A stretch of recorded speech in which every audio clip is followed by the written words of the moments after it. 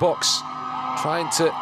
Over the weekend, Uganda hosted its Africa Cup of Nations qualifier game against Tanzania in Egypt. This was because Uganda has no stadium that matches international standards set by the Confederation of African Football (CAF) and FIFA to host international matches. The Uganda Cranes lost the match 1-0 to Tanzania. Neighbours are keenly fought. This has not gone well with members of parliament who fault the sports ministry for neglecting its job. We cannot host inappropriate games in this country because our stadiums are really shambolic. Right Honourable Speaker, we can't continue having this shame, pouring water on the efforts of the body called the FIFA that has really struggling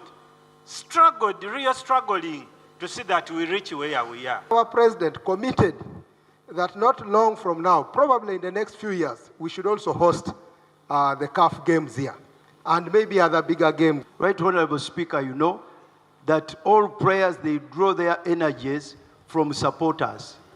That's why we lost a match. And at the end of the day, we are going to complain that the money is spent, and yet we are spending money in hiring a stadium in Egypt, transporting our members to Egypt, and that kind of thing. Can you apologize to this country? Madam Speaker, on behalf of the Minister of Education and Sports, I apologize to the country for having made Uganda Cranes go and play in Egypt. Uganda's only standard stadium, Mandela National Stadium, has been under renovation for a while now. This financial year, Parliament passed 97 billion Uganda shillings for the renovation of the stadium. The MPs want the Minister for Education and Sports to account for the funds. There were also concerns that the government has failed to develop other stadiums like Akibua Stadium, which would have been the option to Nambole. Wouldn't the Minister of Finance confirm to this House and also Minister of Education whether the money that was appropriated by this Parliament has been provided to ensure that our stadiums are rehabilitated and fit for purpose and fit for games? Now, we should have had a solution. If Nambole had the issues, we would not have problems with others going out of the country. Why should we continue to give you money when you're not putting it to use? We gave money to Nambole, we will not budget for Nambole before we know what the 97 has done.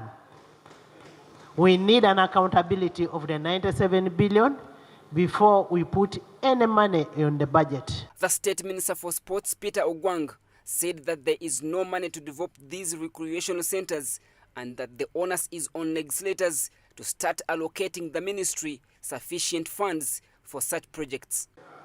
We can no longer wait to say that donors or grants will help us develop the sports infrastructure in this country. The Speaker tasked a team led by the leader of opposition, Mathias Impuga, to inspect the works of Nambole.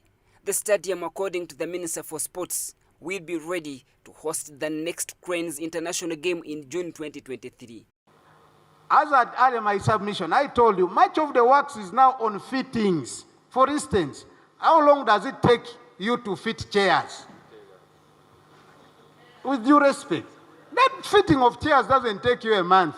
We are looking at about 40,000 chairs. Once they are delivered in the country. Give us the deadline. Madam Speaker, as of now, I want to confirm that our program, as the Minister, as in particular the client, we want the stadium ready by 1st of June. Meanwhile, Parliament allocated 6 billion shillings in this financial year for the development of Masaka recreational grounds.